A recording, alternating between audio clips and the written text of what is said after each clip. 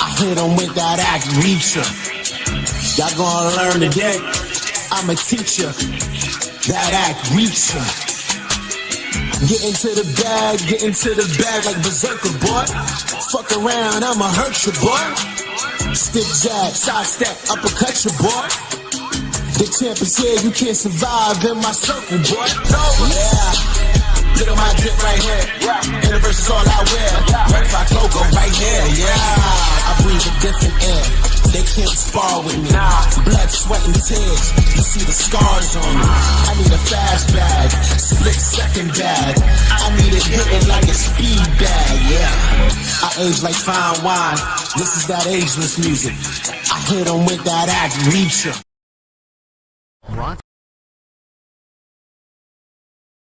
Brought to you by The Usual Suspect Sick. It's one thing if you can't find someone running around the city, hiding any place he chooses. I can understand. Now, what I can't understand is how can you let him get away when you knew where he was?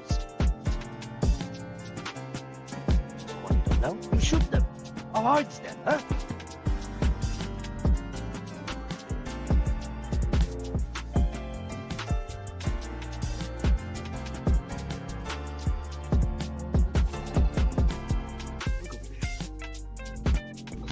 Know him. Must be him. Real bullet. You're in a lot of trouble, mister. It's a usual suspect thing.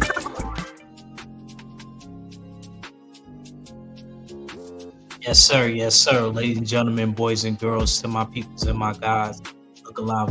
It's your boy Act Reacher with another episode of the Jab Jamboree, produced by the LDBC. Let no man forget how menacing we are. We are lions. Executive produced by the Full Preserve Plan and the Usual Suspects. Make sure you shop usualsuspect6.com because you fit the description. I'm your guy, Machiavelli. Know the fans tell me, so my alias Machiavelli. I got my brothers here with me. Stay ready in the building. What's good, Mac? And my co-host to my Saturday morning show, Acting Odd. Man, what's good with y'all fellas, man?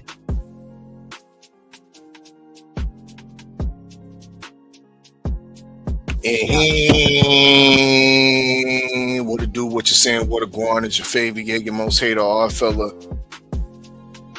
Back for another one. I mean, traffic has been rerouted, but we on the FDR. I mean, instead of the Beltway. I mean, smash that like button, share that stream. Damn right, it's a usual suspect team. Hey, Big up everybody that's pulling up in the chat. You know what I mean? Salute to Stay Ready, stomping on my intro.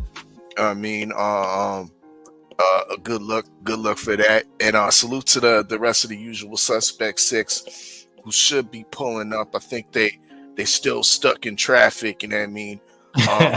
Getting to the FDR and whatnot. But it was I would say an okay weekend of boxing and whatnot, but I'm still feeling all right. I'm still, you know what I mean, on top of the leaderboards as I should be and whatnot. So I'll be back. Yeah, salute to everybody in the Usual Suspect 6 fight pool, road to the crystal ball, road to the purple jacket, in a dig, and looking forward to another great week of upcoming fights. Of course, we got Chris Eubank and Conor Benn populating and a decent, somewhat underrated undercard. So hopefully we might get into that later on in the show. But I know you got a dope show in store for us, Mr. Ack Reacher. I'm feeling, once again, I'm feeling a little bit better.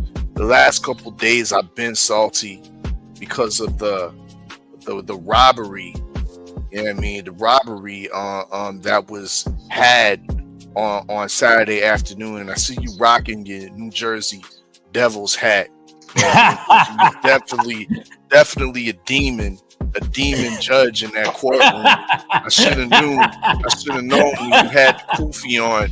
You know what I mean? What time it was? You know what I mean? New York niggas stick together. It was New York bias. New York bias all day, bro. Hometown I cooking, mean, bro. New York niggas don't Hometown care. cooking. They don't care when they rob you, bro. Broad daylight, don't matter. Damn. Yo, bro. First of all, bro.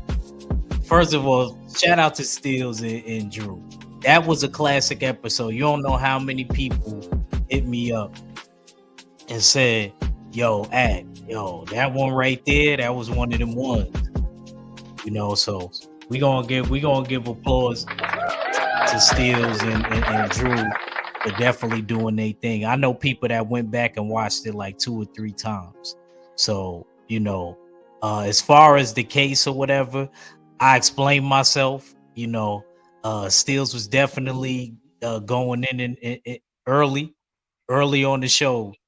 You know, Steels was over. I thought, you know what I mean, it was gonna be easy, but the jury definitely, I did feel like was biased because a lot of people don't like Bud, and I think they gotta let go of that and just look at the facts. But still a great show. My brother Joe Townsend, salute to Joe Townsend. He wants to actually come to night court and he wants to defend Tank, but he wants to know the charges first. So salute to my big bro Joe Townsend, always showing love in both my channels, even though he, you know, me and him drive each other crazy with snapping on each other, you know. But yeah, he said as long as he knows the charges, Joe Townsend said he's down to defend Tank on night court. So we're gonna have to hit up Counselor Cadillac Red. That's what I was thinking. I know you got some charges percolating for old Tankalicious. Red might come outside for that. But yeah, salute to my bro 503 coming in. Texas Drip and all that. My bad, I missed the show yesterday, you know, Easter and all of that. And my brother-in-law's birthday. You know what I mean? And it was 420. Yeah, man. Yeah, that's a whole nother can of worms. I don't smoke, but my brother-in-law do. Yeah, so nah, bro. Salute, man. It's all good, man. I honestly wasn't gonna do the show because I was with the fam yesterday too myself, but I just came in last minute and put something together real quick. And honestly, I'm surprised. Anybody even pulled up. KG pulled up. Stay pulled up and shit. All pulled up. Yeah, so I was surprised. You know what I'm saying? You know, it's cool though, man. Y'all be sure to man, bro, if y'all haven't watched Night Court, man, y'all need to go watch that episode, bro. I was intending to hit you up too because I was gonna clip it. You know what I'm saying? But I just had wanted to ask you first. Nah, you good, bro. You know you good, bro. We on the same team. It's different. You know what I'm saying? Do what you gotta do. Yeah, man. You can definitely do that. Okay, yeah, man. Y'all gotta go check that out, man. I'm not gonna lie, man. Hey, this is how I knew, and I said this yesterday. When LL Fool J was having good Judge Galvatron, he was making the judge laugh and smile. I said, oh yeah. It's a wrap. Yeah. It Steels had me dying too. Steels had me rolling too. What that mean? Steels had me cracking up. As soon as he pulled out the yellow Beezy joint, go watch my face. I had to turn off the camera and everything. As soon as he bought yellow Beezy, because I didn't expect him to do that. All the other stuff I seen coming. You know, but I had to pull that one out, man, because I felt like I was losing. I started losing the case, losing grasp of the case. Niggas was turning against me and shit like that. I was like, okay, I got this one in the pocket. Yellow B, yeah. How you gonna explain this in my coach voice? You know what I mean? Word up. He said, let me get in the chat real quick before we about to get it started. Salute to Joe Townsend. Salute to Queen 71. Salute to Tay Brown in the house, Strong Island's finest.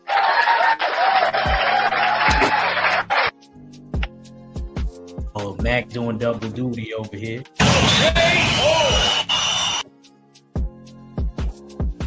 Craig L, man, salute to Craig L.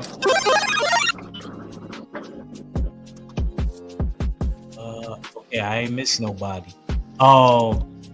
Now, real quick, I'm gonna come to 5 first. I know y'all broke it down yesterday. You don't gotta give me a long spill. Just run through the fights and tell me what you think, because I didn't get to hear it. I had to go back and rewatch your show. Which one? You definitely had me cracking up. 5. I heard what you said about. I'm talking about the judge with the kufi on that people thought was a do-rag. But go ahead. Yeah, man. The fights. I mean, I'm not gonna lie, bro. This weekend the fights was dope. You know what I'm saying? The zone has been coming through. You know what I'm saying? We had the upset alert. I'm not gonna lie, man. I'm still in disbelief, man, that Conwell lost. You know what I'm saying? Yeah, it's sad right now, man, because you know I remember a couple months ago, maybe around we in April, maybe around February. You know what I'm saying? Early March, we was having these crazy segments about Conwell and 154, and you know, actors telling me, you know, Conwell, man, he looking for your Texas boys, man. You know what I'm saying? He gonna do Virgil dirty. You know what I'm saying? He gonna do Charlo dirty. He gonna do EJ dirty. Conwell was around this motherfucker like the Grim Reaper or something, man. You ain't want to see him coming. You know what I'm saying? But yeah, he don't have Virgil Ortiz and Texas problems no more, man. He got Sinaloa, Mexico problems. And stay ready. I hope you got a chance to go check out the fight or watch the highlights of that fight, man. Yeah, man. Salute to Perez, man. He did a good job of, you know, beating Conwell at his own game. You know, inside phone booth fighting, pot shotting. You know what I'm saying? Shoe shining that boy up real nice. Yes, Debbie. Yeah, man. And salute to your girl, Act Sweet Poison. You know what I'm saying? 7th round knockout. A bunch of people got double points picking Sweet Poison in the 7th round. Queen 71, KG, Kano. You know what I'm saying? It was a couple people that picked them double points. You know what I'm saying? It's crazy, bro, because everybody didn't pretty much hit on double points. I think except for me and Act. You know what I'm saying? Like Stay Ready didn't hit, K hit, Odd hit, Queen hit. Like, a bunch of people didn't hit on them double points. And Queen done hit twice. I'm starting to think that they talking behind the scenes because they be picking the same round. You know what I'm saying? I'm about to call disqualification. Yeah, you know man. It's some colluding going on around this motherfucker. For real.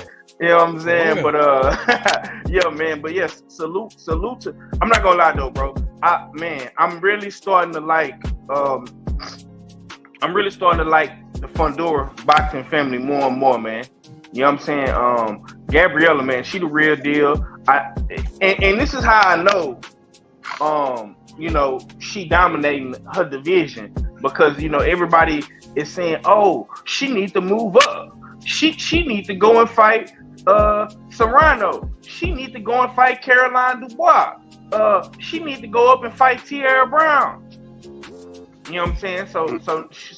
So she to that point now where you know people want to see her in bigger fights. So that means she doing her thing. You know what I'm saying? Yeah, man. I like what I saw this weekend from Sweet Poison and Perez, man. They put on good performances. Queen 71 said, "Nope, I studied. The only one cheating was Red." You ain't lying there. That's why I felt KG when he said I want to go last. He has that right. Red should actually go first. Yeah, I'm saying it, Red. I know it's your show. I ain't trying to tell you what to do, but as a vote, if you can't type in the stuff in time, whether it's email or in the chat, Red should make his pick first. Damn. Hey, we should all vote on it right now, since he loved voting on stuff. Valid. Red should always I'll vote vote. first on Friday. Our votes should be turned in before the show. Everybody. But Red don't do that. Red makes the pick on the show. That's not how we voted, though. Yeah, but that's already been, that motion's already been passed. That's not how we voted. Deadline, the deadline's when the show's done. Yeah, we should have. We need to retract that. You know what I'm saying? Because like I said, we got 98, 99% of people with their votes in, whether it's early, the day of, and Red is the only one that feds his picks on the show. You know what I'm saying? So everybody already has their shit in, whether he looks at them or not. So I kind of regret us doing that instead of just saying 6 o'clock before the show starts. But then everybody would have to have their picks in. And look, I'm not even mad. I'm not even mad at that. He just should go first. So we can vote on that, or we can re-vote. We can ask the vote to them say that the picks need to be in before 6, so everybody is covered. So we won't have to worry about who picks first. The commissioner did not. I've just got word from the US 6 commissioner, and he denies the recant vote. Okay, that's cool. So what about us voting on Red has to make his pick first? Does everybody agree that Red should have to make his picks first before everybody else goes down the line? I'm cool with that since everybody puts their votes in anyway, so I can understand that. So if you guys want to motion that we bring that to the table and everybody in the US 6 pool vote on that, then yeah, I'm cool with that too. Okay. Matt, you cool with that? I'm cool with it. 503, you cool with that? Oh no, for sure. I've been saying Red should go first. You know what I'm saying? Yeah, I'm cool with that. You okay with that? Because I already know how KG feel.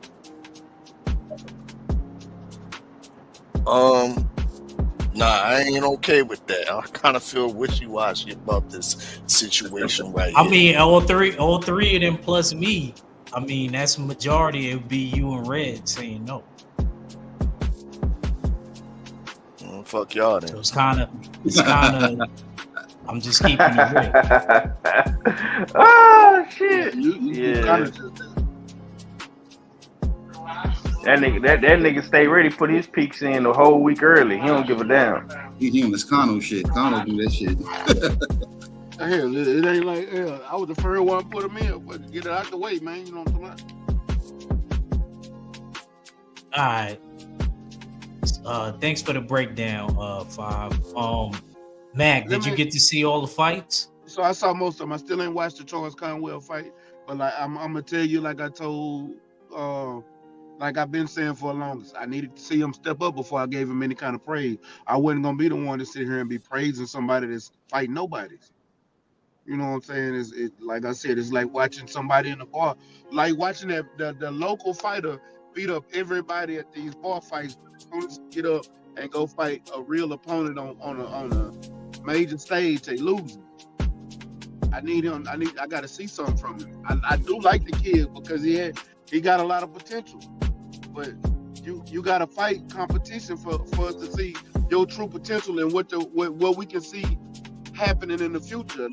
And when you finally got that step up, you lost. And from what I'm hearing from everybody, that it was a legit loss. Like it wasn't no robbery or that. It was a legit loss. So I thought it's been the same. He's gonna have to step it up.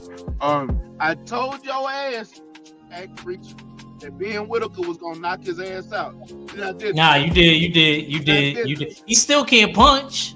I don't care if he can punch or not. Did he get stopped or what? He got stopped. You was right about that. The majority of his fights, he got knockouts. Now, whether you say he can't punch or not, all them motherfuckers in and stop it. You only got. I thought it was premature. I watched it. It was premature. He still was going. He wasn't punching back. Yeah, bro. But he should have got a chance. Like the referee jumped right in. Commentator said the same thing as me. I was like, wow, that was a little quick. But nah, I feel you. You want to go to Gabriella Fundora? Great fight. But like I said, I need her to.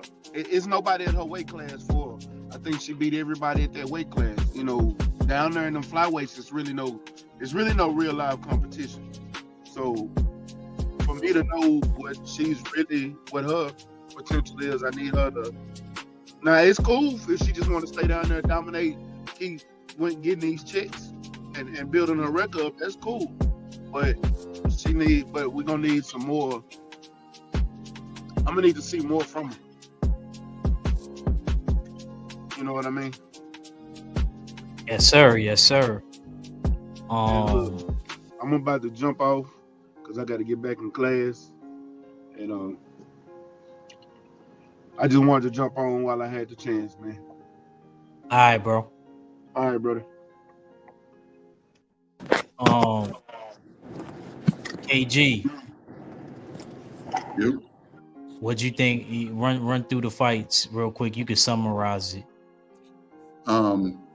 I'm gonna run through something first because, like I said, we are on FDR, and we didn't make it to the Beltway, so I didn't get a chance to tell y'all about my day and or weekend, whatever. But at the same time, I'm gonna say this real quick. Y'all understand what the definition of resilience is. You know what I'm saying? Yes, sir. We see it in boxing. I seen it with my daughter.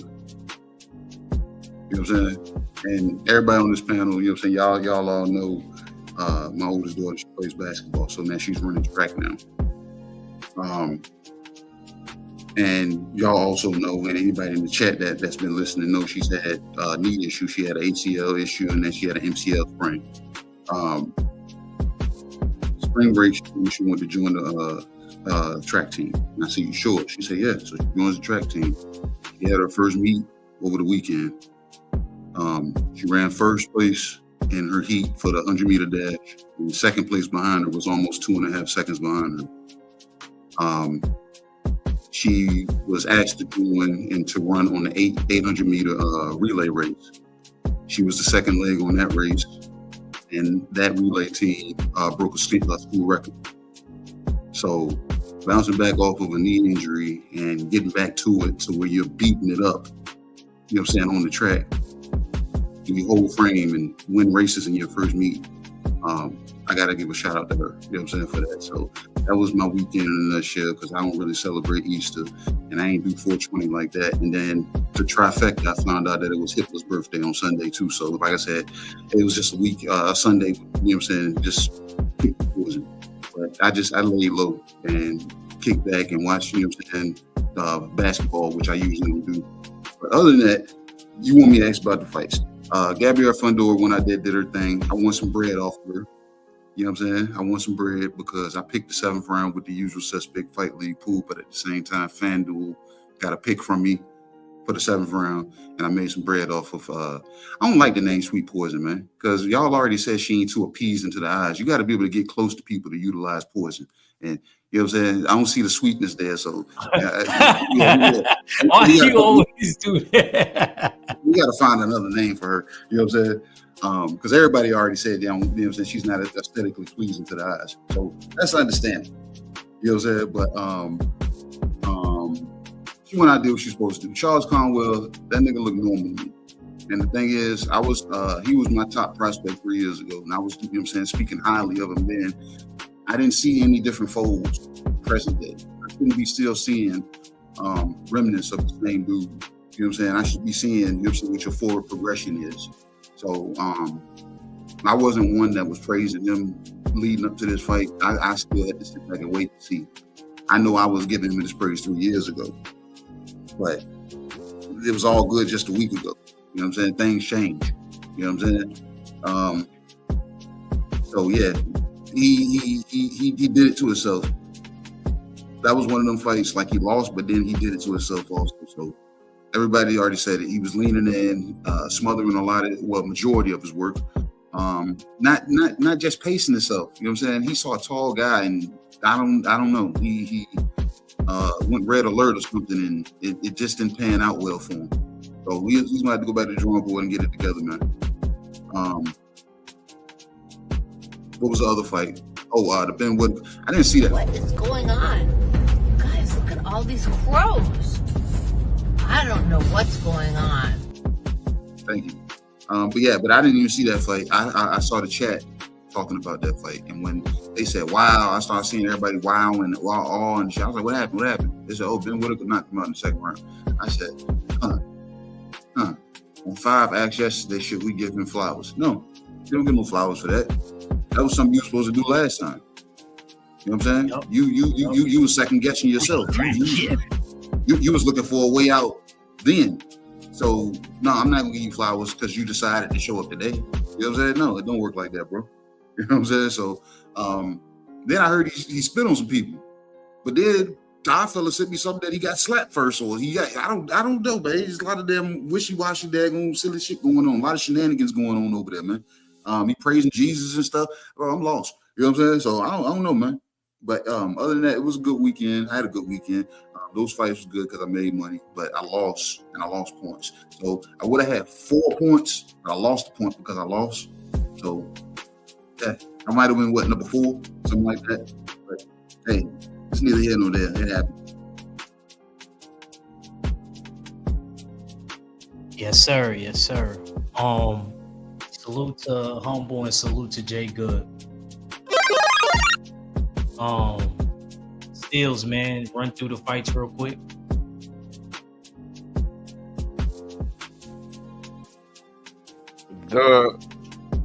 Shout out to your thumbnail, but my only criticism is that you're giving too much to Fundora, because she definitely doesn't look as appealing as she does. It was the Pixar version. It's the Pixar version on the thumbnail.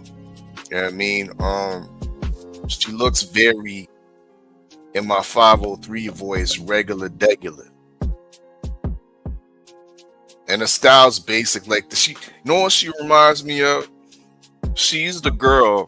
That's why I don't like her, because she just reminds me of the girl when I pull up to the Tim Hortons drive-thru and I say I want my dark roast with 3 sugars, and she gonna reply and say, "Okay, dark roast with 1 sugar." No, bitch, I said 3 sugars. And an old-fashioned plain donut. And I get to the window and I open it up and it's glazed. I don't do glaze, bitch. I don't do the glazing. God damn, dog. But she basic. That's she basic and her style's basic, but it's very effective.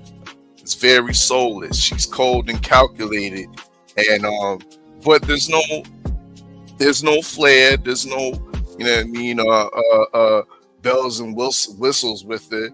It's all just effective, fundamental work that she's putting in, and she's doing a great job utilizing her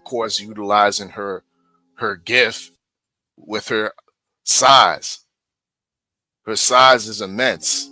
That's why you can say, yeah, go up on and wait and face the Amanda Serranos of the world, the Tierra Browns of the world, the Caroline Dubois, because she still has the size of like the height and reach of, man, out of all these women, the higher weight class. She can do that, but let's not get ahead of ourselves with that.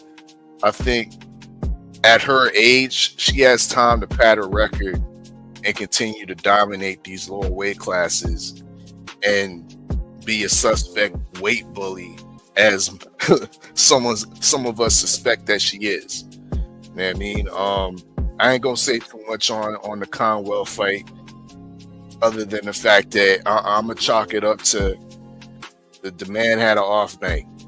Like I said on Usual Suspect Sundays, sometimes we go to work and have an off day at work.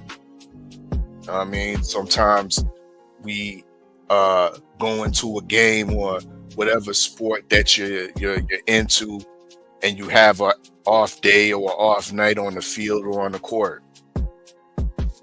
This might been one of those nights for Charles Conwell, where he was definitely looking past through the target and looking at another destination and overlooking and underestimating what the other unheralded Mexican fighter that ain't nobody really heard of before, unless you a hardcore Mexican fight fan, probably looking right through him. So I'm gonna chalk it up to that. To me, the most interesting card was the one on Sunday, but it was marred in the old cliche of the UK with regards to their suspicious refereeing. What reared its head once again was the old UK stoppage, meaning that there was a lot of premature stoppages going on in the UK on Easter Sunday.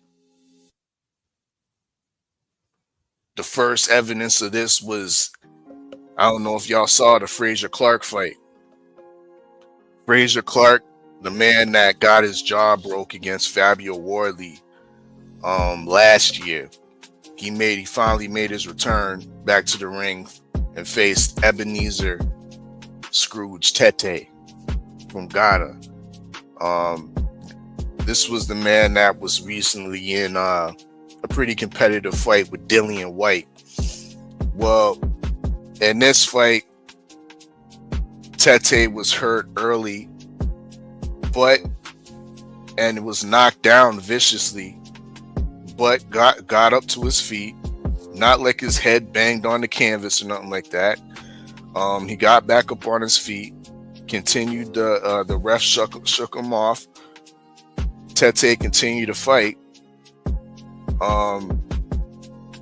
Frazier Clark proceeded to land, I wouldn't say land, but throw a series of punches that maybe one or two might have landed, but Tete was still managed to put him in the clinch. As soon as the clinch came, the referee just waved off the fight. That's evidence number one. Evidence number two was, of course, in the Ben Whitaker fight with Liam Cameron. Nobody was expecting a early stoppage like that. And if it was going to be an early stoppage, Liam Cameron was going to get it. But this is the reason why it was paramount and so important to have this fight in the UK, in Birmingham, instead of away from where it was first in Saudi Arabia. Because not only did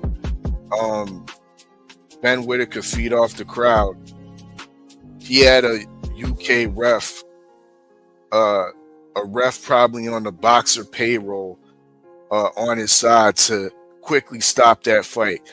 This is another reason why there should be consideration to bring back the standing 8 count. Because we have a man that was, yes, he was stunned from a punch. He got backed up.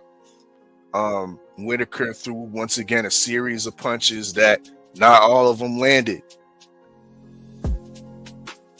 Liam Cameron is still not...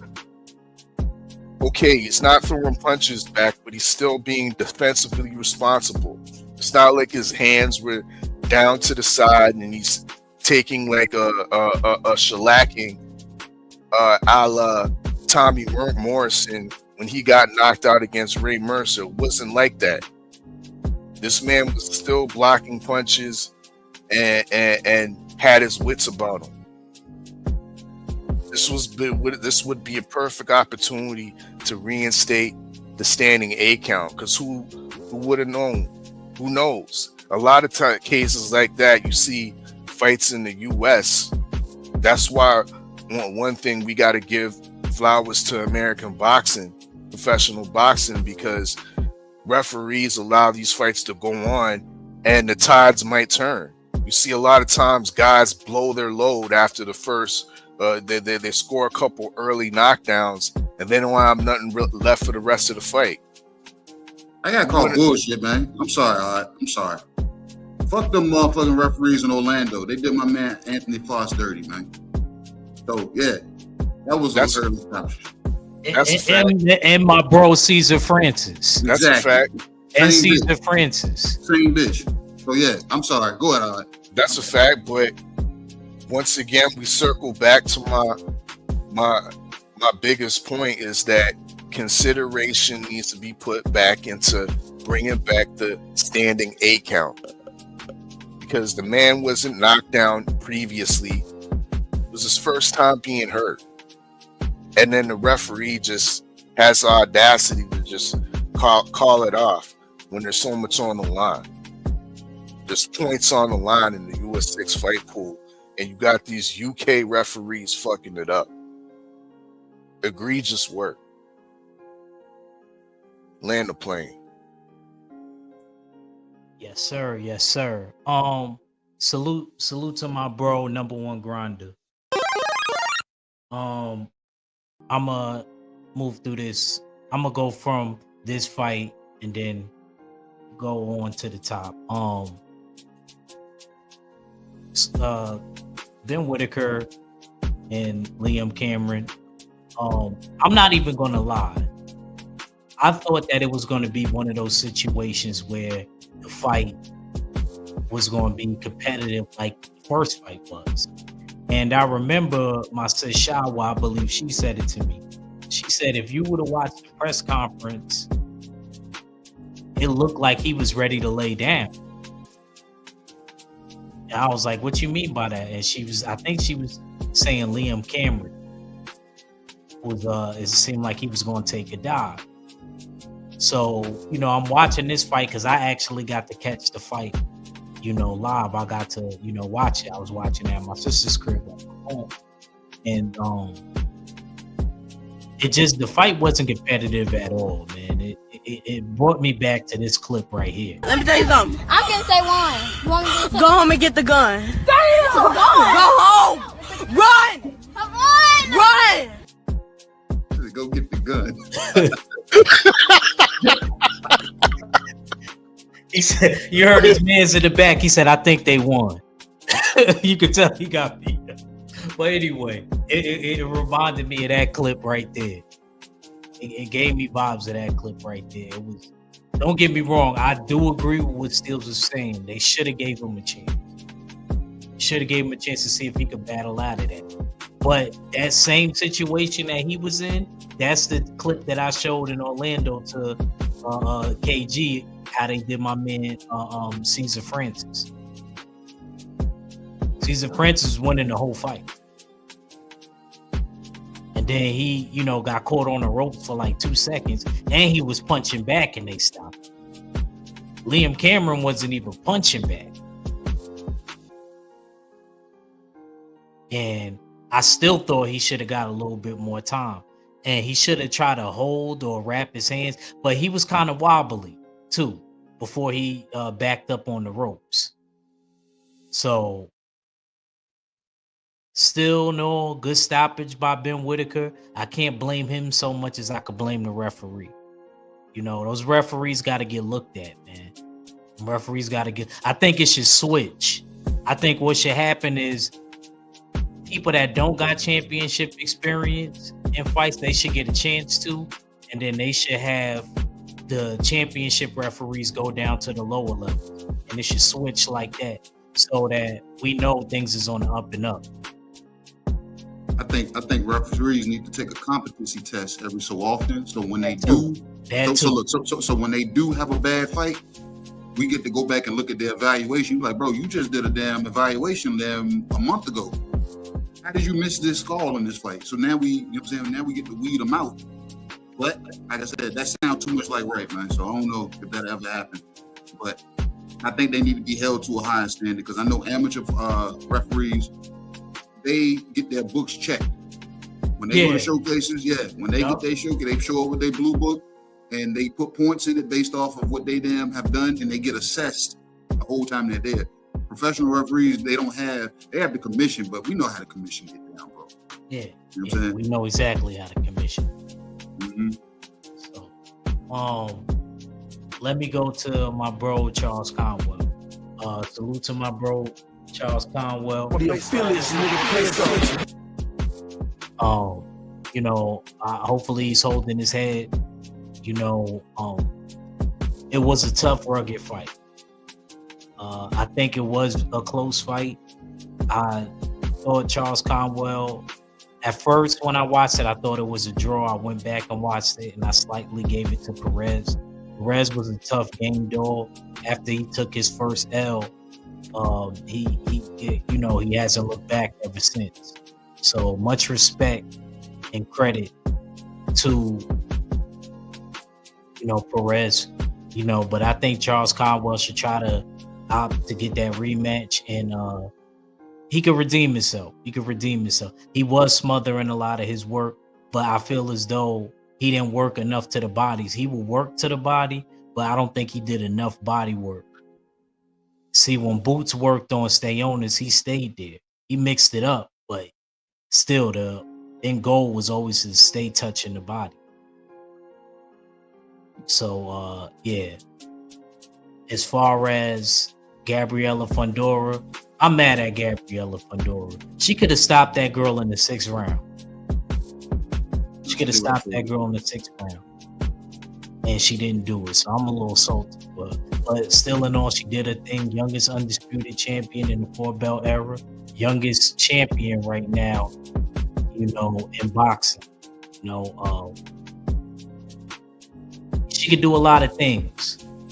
I do agree with Steele slightly, but I think her doing that, she's not gonna get no money. She's gonna stay on that farm with her mom, her brother, father, and brother and sister, little brother and little sister. If she want to really get off the farm, outside of training, she gonna have to relinquish these belts and go up. I'm all for her going up. With her frame and size and stature, she could definitely go up. Because let's face it, women boxing isn't like men boxing, where we got 1,000+ dudes in the division. There's very few and in between. For instance, I'll give you an example. Look at Alicia Baumgartner's situation, right? Where she had all of the belts and she keep holding on to them. No mandatory defenses and nothing. You think that would have happened with a guy? You don't think no mandatory would have came up? They wouldn't have demanded no mandatory. She went through a whole year trial and still held the belts. They wouldn't have did that for no guy.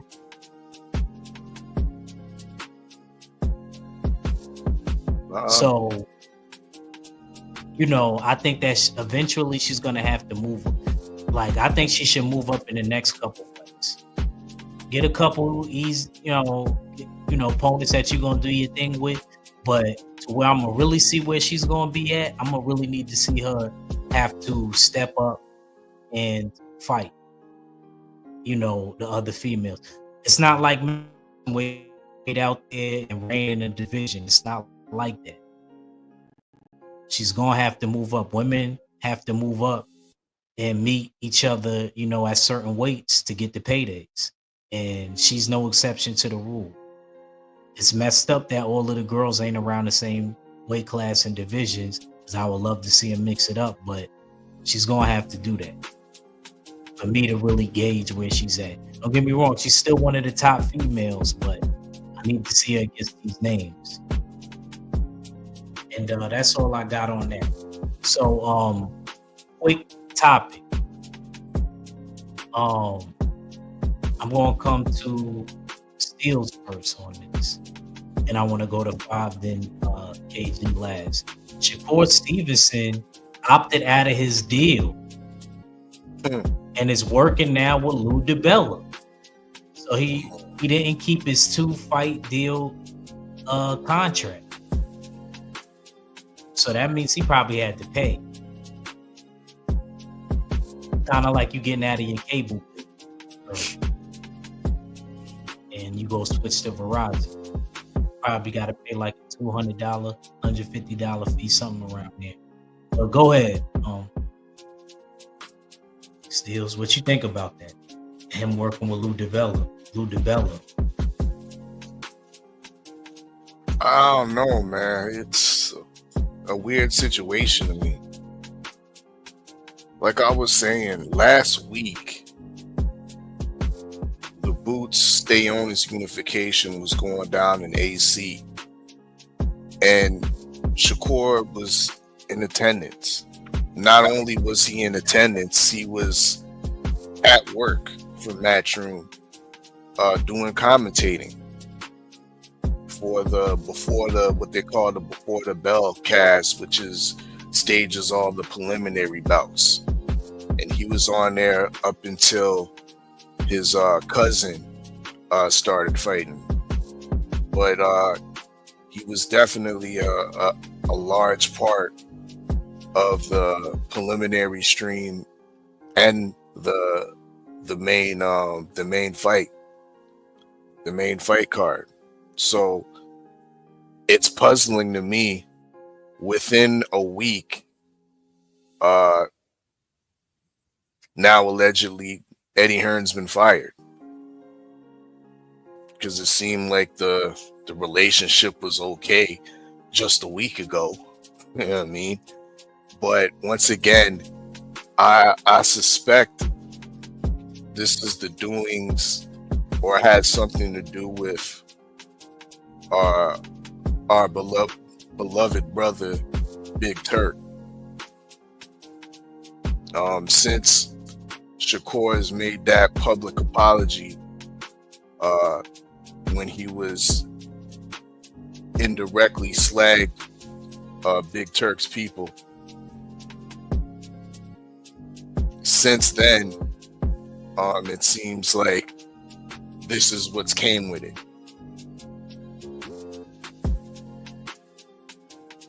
And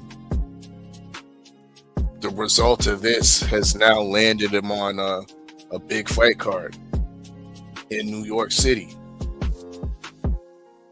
So in one way, it should be almost a celebration, because it's almost irrelevant who the promoter is that's behind him. But to me, I think Matchroom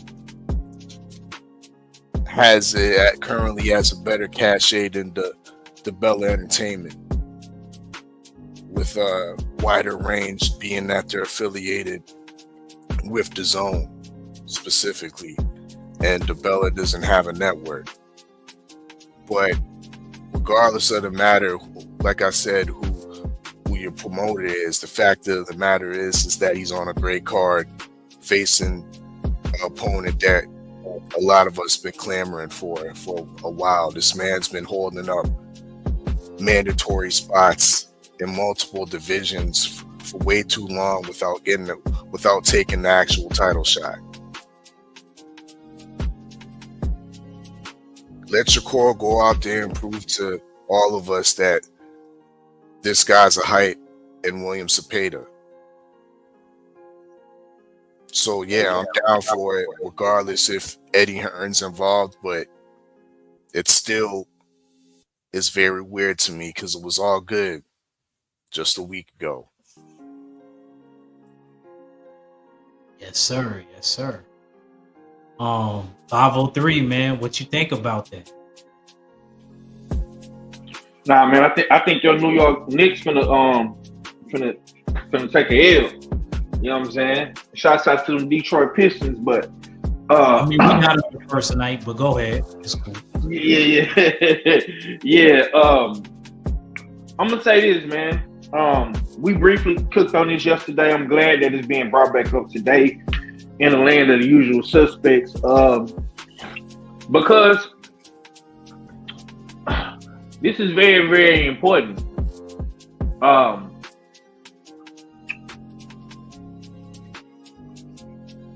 I think Shakur, honestly, bro, I think Shakur is taking a page out of the DHP playbook, man. Salute to Bill and salute to Dev. Listen, man. I think when it comes to the politics and the promoters in boxing, it's all about who you know, who you can do business with. Shakur Stevenson blatantly came out last week and basically said like, look, bro, I'm not bowing down to no man. Y'all messing me over with the money. I should be making more money. I was promised this. You know what I'm saying? Turkey Tile Boys came over here talking about some other stuff. I ain't going. You know what I'm saying? Within a few days, you know what I'm saying, he apologized. Him and Turk chopped it up behind the scenes.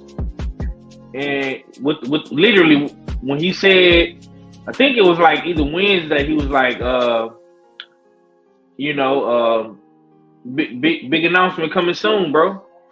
And you know, within those couple of days, man, like him and Cepeda finally got announced. And you gotta salute Shakur Stevenson and his team for the savvy moves they making. And once again, this goes back to Dev and Bill, bro. At 135, Eddie Hearn holds no power. You know what I'm saying? All of the good fighters at 135 are either with PBC. We got Keyshawn Davis and Lomachenko on Top Rank. You know what I'm saying? And you got Golden Boy with Cepeda and William Skull. You know, so Matchroom is very, very light at lightweight. You know what I'm saying? I think this move was the inevitable. I think Shakur is testing the market, a la Devin Haney. It's gonna come to a point where these promoters are not gonna no longer be needed.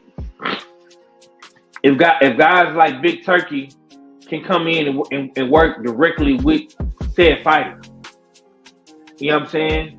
Because look at what Turkey is doing. He already working with Devin directly. He already working with Canelo directly. So to all these fighters that's not re-signing a contract or that's in a binding contract, you really don't need to be in a contract. If you can go directly to Turkey and get the money, because that's really what it's all about for real. Because all Eddie Hearn has been doing he's been a middleman. Now don't get me wrong, he has been doing his thing in the UK and stuff like that, doing his thing with Boots Ennis. I think Eddie Hearn has done a decent job. But that's all it is. It's decent.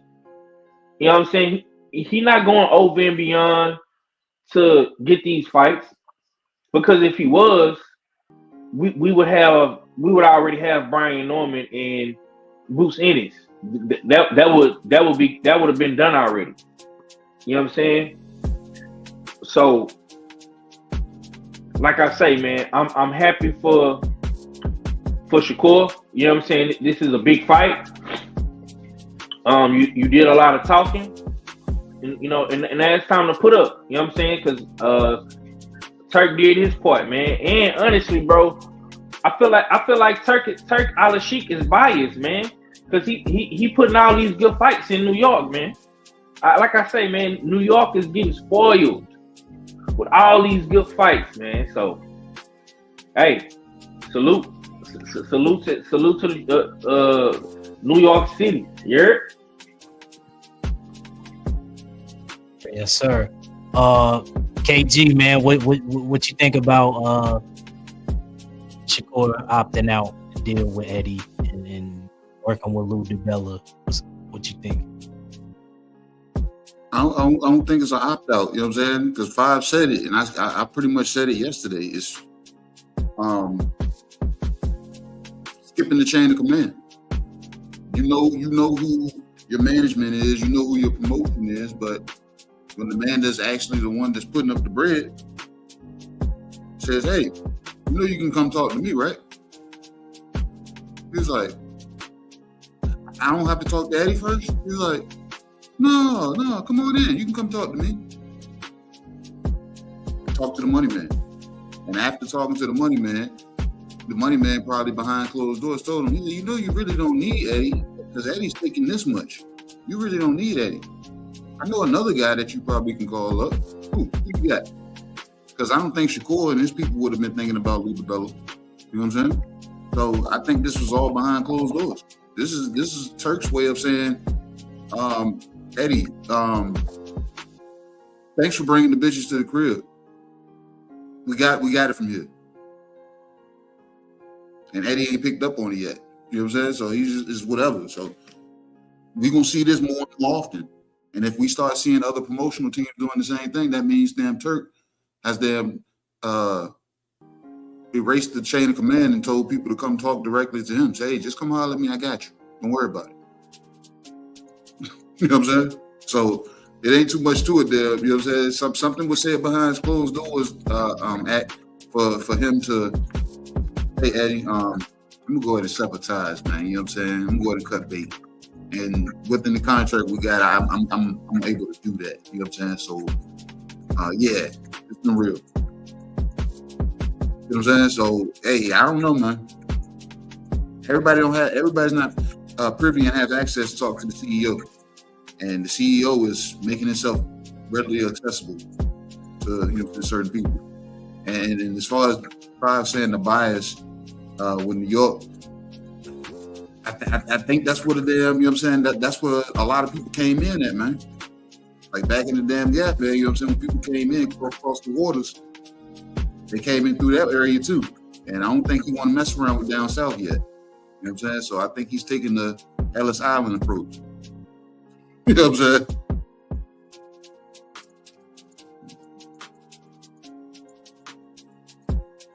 That's all you got, Kay? That's all I got, man. Okay. Me personally, you know, I think it's actually is a smart business move.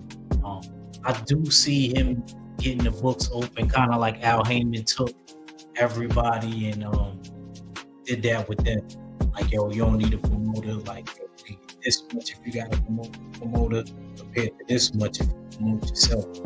So I definitely agree with all the brothers said. To me, honestly, if he's going to be working with Turkey Al-Sheikh, you don't really need a promoter. Turkey want to talk to the fighters directly anyway.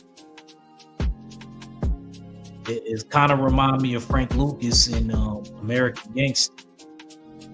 When he was working with, you know what I mean? When he was working with other people and he was under Bumpy Johnson and they was getting it through a certain person that was getting it through a certain person for him, rather than him going down to Nam himself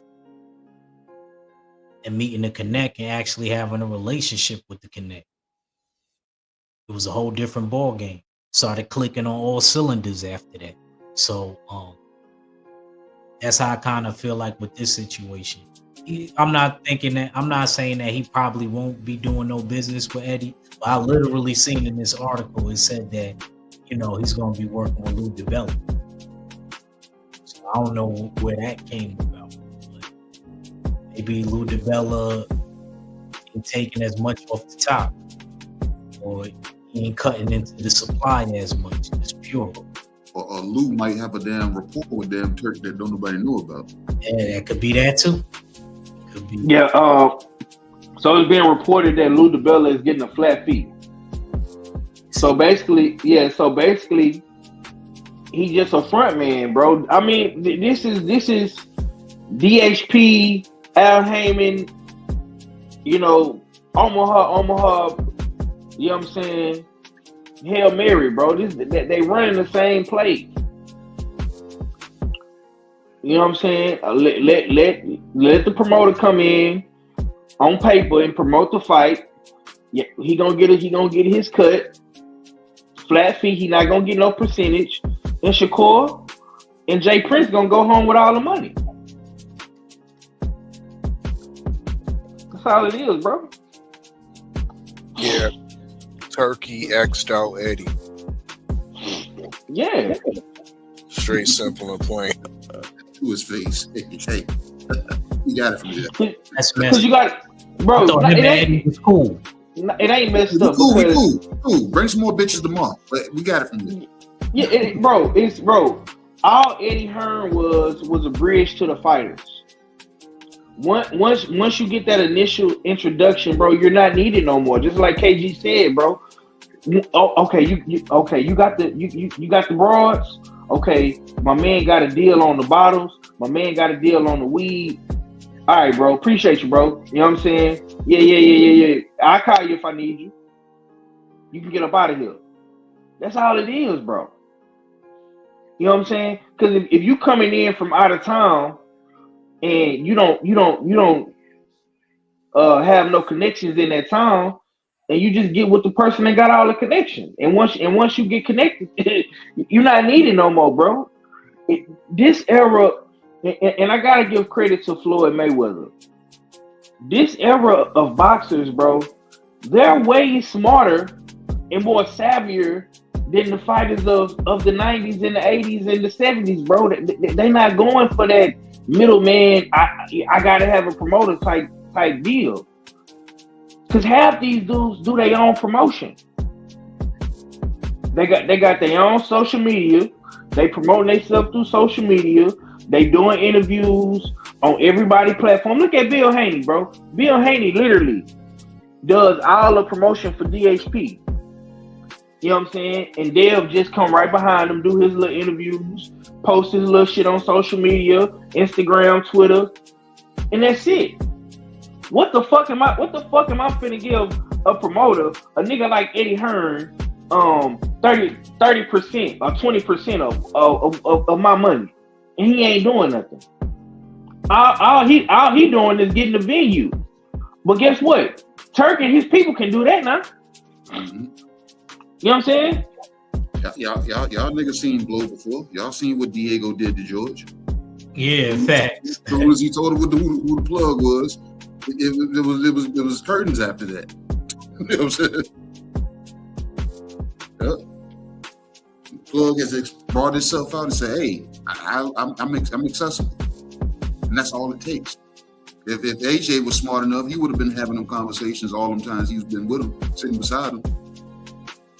He thinks damn Eddie ran the show. I guarantee you, AJ wasn't. He was shying away from them conversations. Certain fighters that sat next to Turk, when he was probably talking to him like that, they was oblivious to what was really being said to him. They was like, "Bro, am I supposed to answer this, or is Bob or Eddie or Al or you know what I'm saying? You know what I'm saying? The Queensbury niggas. You know what I'm saying? Are they supposed to respond to this? People, like I said, they're not used to it. Not used to it. And now the people that are you know what I'm saying, aware of it, they want access. And we were saying that years. We said that when Turk first came about. We said, bro, them fighters need to get close. I said, these dudes gonna start breaking their neck once they find out if he's really that accessible. And he's shown himself to be. Bro, literally, I was I don't know if y'all seen this. I watched the Devin Haney and Cigar Talk interview. He basically said on that interview, Devin said that he hit Turk up directly. He called Turk, text him or whatever. Yeah. And Turk flew him out there to London. You know, bro, Turk is Turk is basically the new Al Heyman. That's what he is, bro. But he's actually talking. You actually can see him. He's not hiding behind the scenes. And Turk is even doing one better, because guess what? Okay, now I got the Ring magazine. This is my platform. Oh, you know what I'm gonna do now? And this is what Turk is doing now. Pay attention to what he's doing now. Oh, I'm gonna make you a brand ambassador of Ring magazine. I'm gonna make you an ambassador. You caught that play 5? Yes. Cook. You know what I'm saying? I'm gonna make you a brand ambassador. So guess what? When y'all contract run up out of Top Rank, guess what? Ooh, you a brand ambassador for my platform. So guess what? You can come over here and fight on my rider season card and fight for my Ring magazine belt. And guess what? You're gonna be the number one guy in the division. You're not gonna need Keyshawn. It's gonna come to a point, bro, where Keyshawn Davis is not gonna need Top Rank no more. The inevitable is coming. Abdullah Mason is not gonna need Top Rank no more, bro. Cause guess what? Once Abdullah Mason go back to Ohio and he's able to sell out and sell tickets in Ohio, bro, and he is an ambassador for Ring Magazine, Turk is gonna front the bill. He gonna get the venue. It's gonna be direct plug to the consumer, to the fans. Cause the Ring Magazine is growing. Turk and them didn't put that shit on the forefront. It's everywhere. It's all over the internet. He got it plastered out. As soon as you go to the zone, you see, even this weekend, you see Fatal of the Fury. You see the commercials, Casanet, KSI, bro. The Ring is everywhere. You know what I'm saying? So, like, it's gonna come a point in time where these promoters are basically gonna be begging. You know what I'm saying? I'm gonna get down on one knee. If I had one wish, Turk, I want to work with you again. I'm telling you. Yes, sir. Yes, sir.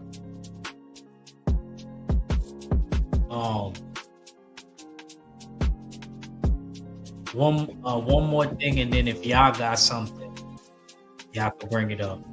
I don't know if y'all talked about this yesterday. 503 could let me know because I'll let him go first. So Hamza Shiraz is moving up. The play is to make him and my New York brother Edgar Berlanga. What you got on it? Man, speaking of Berlanga, man, these goddamn New York Knicks they came all the way back. Now it's going to be a 1 point game. Yeah, I know. It's all right, Jim. It's all right. I know you was hating. It's all right. It's all right, gang. Man. It's all right. Yeah. That make people say rewind that. Yeah. This is actually a good game right here, man. Salute to New York in the Garden. You know what I'm saying? Let me say this, bro, because I've been hearing and seeing a lot of people saying you know, Turkey is trying to line up Berlanga, and no. This is what this is, bro. Turk his motto has always been the same, bro. He wants to see the best fighting the best. And I gotta salute Berlanga because he is another one. People gotta realize he was another fighter that was on Matchroom with Eddie Hearn, who was not satisfied. He was not happy. He was upset that you know, Eddie Hearn did not get him the William Skull fight with your Primo act. He was mad about that. He wanted that IBF belt so he could get the Canelo fight again, get the Canelo rematch. You know what I'm saying? But guess what? Guess who has the direct plug with Canelo now? Big Turk. Got Canelo in a 4-fight deal. So all Berlanga got to do, bro, is beat Hamza Shiraz, and he gonna be a player to get that Canelo rematch. You know what I'm saying? He's gonna be a player to get that fight, bro. So it's not more so that Berlanga is getting lined up. Whoever wins this fight will be in the best position to get a big fight with Canelo or get a big fight with whomever at 168. Whether that's a Charlo, whether that's a Caleb Plant, you know what I'm saying? This fight is a fight of position. You know what I'm saying? And I'm gonna say this too, bro. I gotta salute Shiraz, because in his very first fight at 168, bro, he not coming in fighting a lower level guy or you know, a tune-up fight. He getting straight to it. Berlanga is dangerous. Everybody talking about Shiraz being dangerous. Bro, he's never fought at 168. We don't know if the weight and the power is gonna transition for Shiraz. We don't know what he gonna look like at 168. We've been knowing what Berlanga looked like at 168. When you got a focus and determined Edgar Berlanga who feeling some type of way with that New York chip on his shoulder, bro, he's dangerous. I mean, this dude got more first round knockouts than anybody in boxing, bro. You know what I'm saying?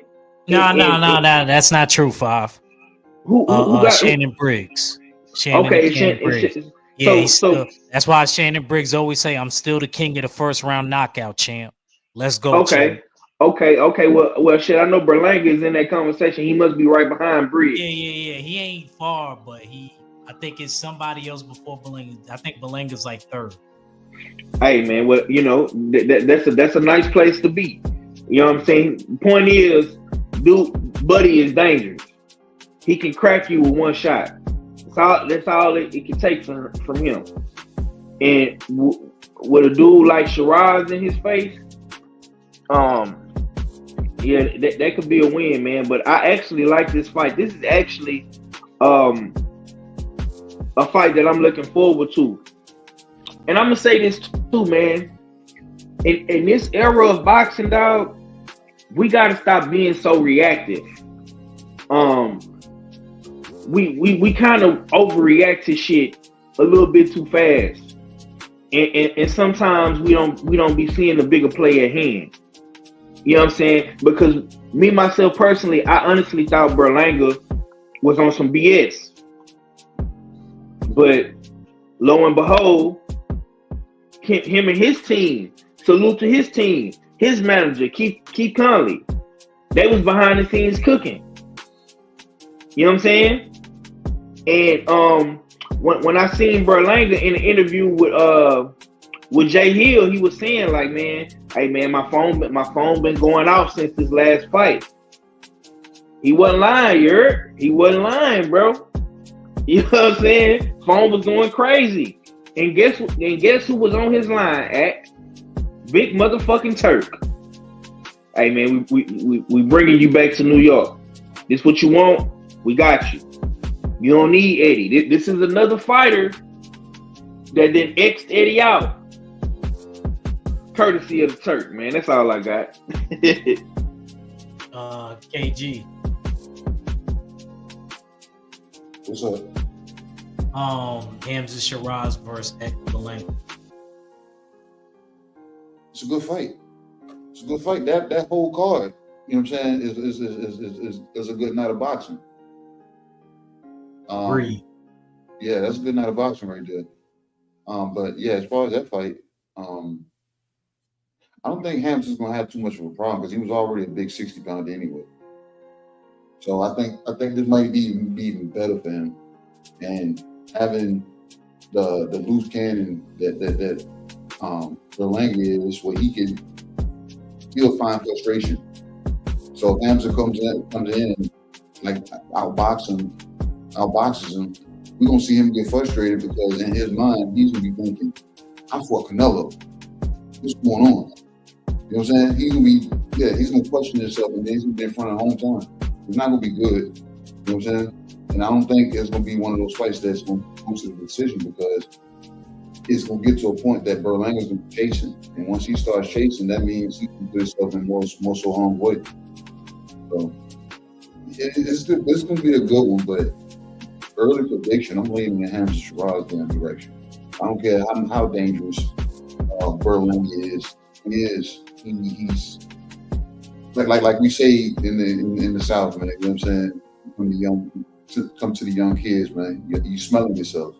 I think Berlanga's smelling himself a little too much.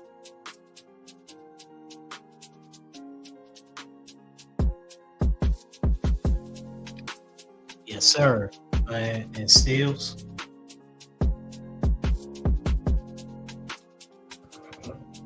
Yeah, this is an excellent fight. And it's funny how the cards fall. Now we have Edgar Berlanga.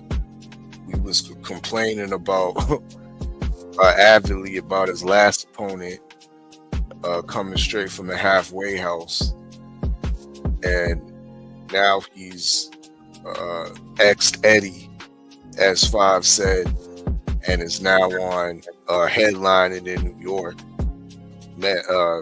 probably in the big room in the MSG against a very formidable opponent in Hamza Shiraz, which, yes, he's coming up in weight, but Shiraz will still have the size advantage, reach, and height. Still have all that, and still, I believe, the skill advantage. But there's question marks on both of these fighters, which makes this fight so intriguing.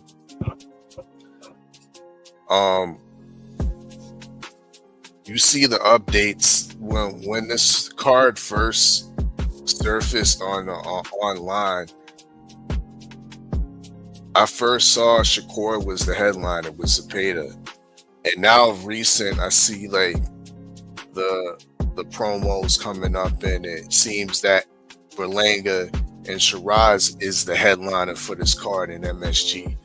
And in my opinion, it does make a lot of sense. Take it back to what the good doctor was saying about New York being an easy place, kind of an easy place to go to. Historically, tying in the whole Ellis Island situation and whatnot with New York. I think Hamza Shiraz, putting him in New York for his first American fight, you know how them Brits, they travel to fights. And I think he's a big enough deal that they will definitely travel from London and different parts of the UK to this fight, which is an easy connection, New York and London, which makes it even more easier for the fact that I believe the day before this card, you have another UK / Irish fighter fighting in Katie Taylor and Amanda Serrano. So the UK fight fans could fly down and get two cards, that two historic cards, big cards, one all female and one all dudes, and get some serious bang for their buck or bang for their pound. Pause. But no, I believe, yeah, this is a very interesting fight, and I'm looking forward to it. The whole card's pretty much stacked, and yeah, this is just another case of Big Turk doing this thing and slowly Xing out these promoters.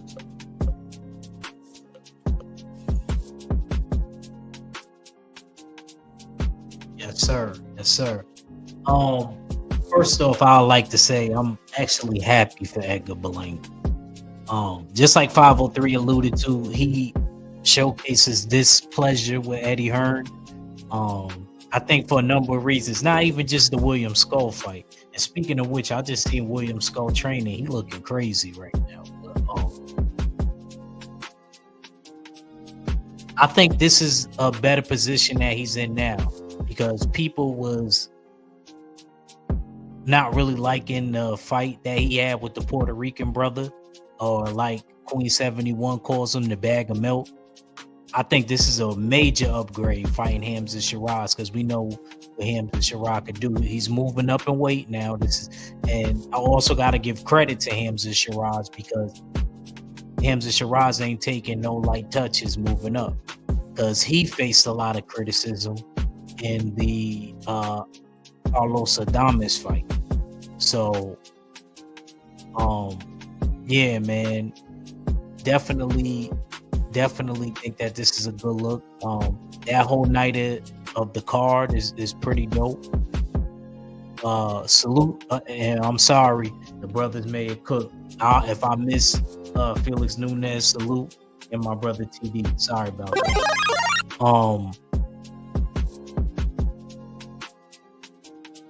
It's a good look, and like I said, it's a decent and solid card, and I'm definitely looking forward to it. Happy for Edgar Berlanga. Hopefully, this puts us in position for something. I don't know if it'll be right away. He might have to take another fight after this to see what happens with Canelo and Skull and Crawford. Because what if Canelo loses? You know, I was thinking that. What if he does get upset and he loses? Then what happens? A rematch? And then what happens with Bud? So yeah, bro, you ain't too much on that weak ass promo video you saw Skull working out in. Yo, nah, I can send you. I'll send you the link of the video I'm seeing. It's not a promo. I thought that nigga looked like one of the. I thought he was one of the Charlos. I thought it was Mel. I thought it was Mel Charlo at first. That nigga KG an ass. So he talking about is that Charlo? Man, I thought that was one of the shows. I said, he really coming back, man. I said, man, what's up, man? He's not advertising this. You know what I'm saying? I'm not gonna lie to you. Yeah, I'm not gonna lie to you. Primo looking hella ripped up right now. You know what I'm saying? I was saying, like, yeah. Yeah. Looking forward to that. Anybody got anything else, man? Before we get out of here? Anything else? Canard show Saturday. We're gonna do the unofficial fight on paper.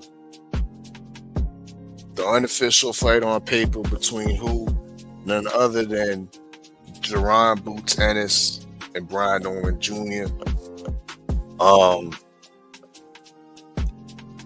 If we had time, we could do a quick little unofficial weigh-in as far as what criteria or what what criteria should be in the show when assessing this fight to see who wins this fight. For instance, power, speed, defense, things of that nature. What's y'all input on that? That sounds like something that's gonna be real touchy for the people in the chat, because I don't think none of us is gonna approach this with our feelings or whatever. So I think this is gonna be a good one, because these guys are a lot more closer than even regardless of whoever side you on it, fans want to believe. You know what I'm saying? Boots just looks more flashy with it, that's all. And B. Norman I think it's power. Power. He can flatline you. You know what I'm saying? So it's different aspects on both sides. You know what I'm saying? So like I said, we this will be something that's touchy. And I don't know how the fellas and who out of the usual suspects is going to pull up, because if we get it cracking for real, that could be a 3-hour show itself. But if it don't, and it goes, you know what I'm saying, just straight cut boxing, I think it's a good hour and a half, you know what I'm saying? And regardless if we touch on with the chat, will be, you know what I'm saying, intervening and trying to, you know what I'm saying, tell us and say, nah, but this dude this, and B. Norman is that, and Boots does it, you know what I'm saying? So when that happens, we can keep it, you know what I'm saying, comedic with that, but it'll be more so positive. But if we get friction and pushback based off of, you know, our personal views on both fighters and what they should and shouldn't be doing, I think you know what I'm saying, it'll turn into a lengthy show. So it's good either way. You know what I'm saying? So for whatever demographic that want to watch. Whether you like an hour show or you like a 3-hour show, you know what I'm saying? It's gonna be good. So, tap in. Yes, indeed. It should be fiery. Once again, we're going to be breaking down power, speed, foot movement, chin, defense, ring IQ, strength of resume, and corner. Your corner, to say the least. And yeah, that's all going down Saturday morning. The unofficial fight between Jerron Boots Ennis and Brian Norman Jr. Sir. 5, give the people your last and let them know what you got going, bro.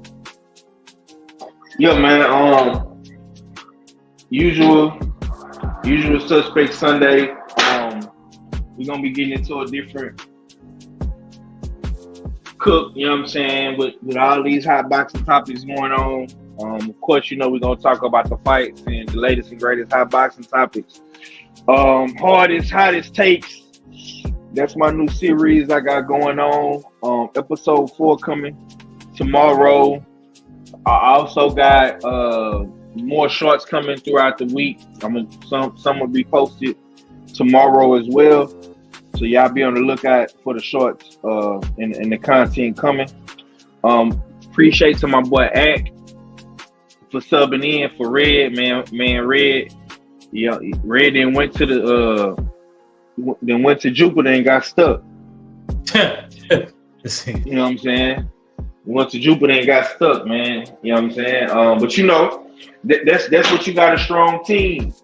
When your foundation is solid, you know, you can have a replacement come in and, you know, do the job when you stuck somewhere. You know what I'm talking about? So salute to you for that, bro.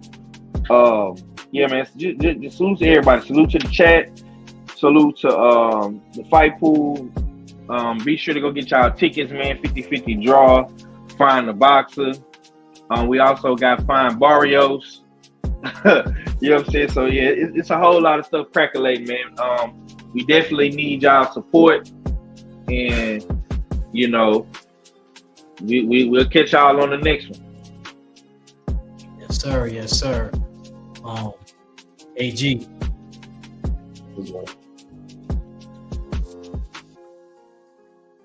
We didn't bullshit on the Beltway, so I kind of lied yesterday when I said we was gonna be on the Beltway. So, but hey, you see us Wednesday on the Beltway doing the same thing. We're gonna bullshit that. 50-50 tickets. Y'all know the gist of it. You know what I'm saying? Everybody done said it. We're gonna run another ad. Y'all know how we get down. I see y'all Wednesday. Power 3 got another show that he said heavy hitters in the hood. What did you say? The hardest, hottest takes, man. The hardest. I got you. You know what I'm saying? Yeah, man. You know, I'm in my creative bag, man. You know what I'm saying? We definitely. I feel like this, man. We be having some of the hardest takes, man. And the content is showing with the shorts, man. We have some of the hardest and hottest takes in boxing. Mm-hmm. So yeah, I've been letting my creative juices there. You know what I'm saying? Do his thing a little bit too. So I've been working on some stuff. I sent something to your DM. You know what I'm saying? But okay, I've been working on stuff, and y'all just stay tuned or whatever. Y'all get y'all tickets, man, because I got a few. So if I win, I'm gonna rub it in your face. Just to believe that. You know what I'm saying? So, but other than that, man, I got to get my damn ranking up because I've been in number 6 for the last 3 weeks, man. So, hey, the U.S. fight pool, man, I'm digging it. I'm feeling the energy. You know what I'm saying? That chat, we talk boxing. So, everybody that has to study, everybody's getting informed on fighters. Then you do your own research. So, like I said, man, it's a good deal because I think it's a win-win for everybody. Everybody's being educated on fighters that they don't know. You get to take the heart out of it and actually focus on what it is. So, everything that we're doing, man. I think we're just constantly creating. And I think if the people start paying attention, they're gonna get in line too. But right now, like I said, I like being the cool kid. You know what I'm saying? That ain't nobody figured it out yet. Once they finally figure it out, we're on to something else. Yes, sir. Steels, man. Close us out. Indeed, another dope one. So once again, salute to the chat. Man, I mean, make sure y'all shop usualsuspect6.com.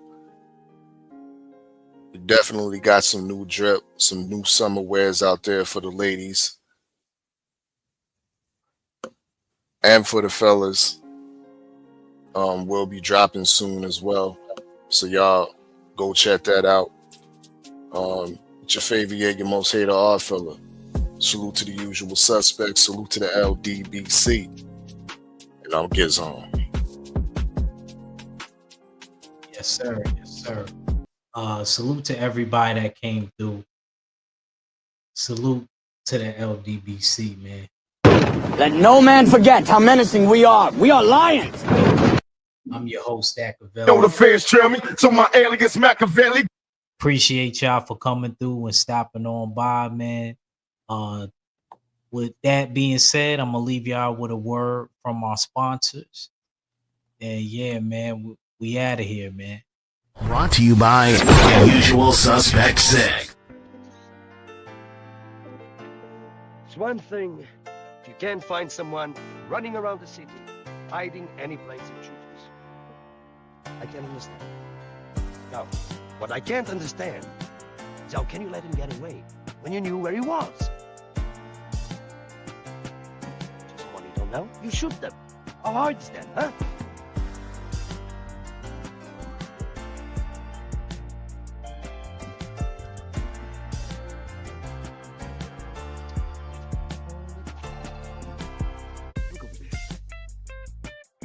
I don't know him. Must be him. Real bullet. You're in a lot of trouble, mister. It's a usual suspect thing.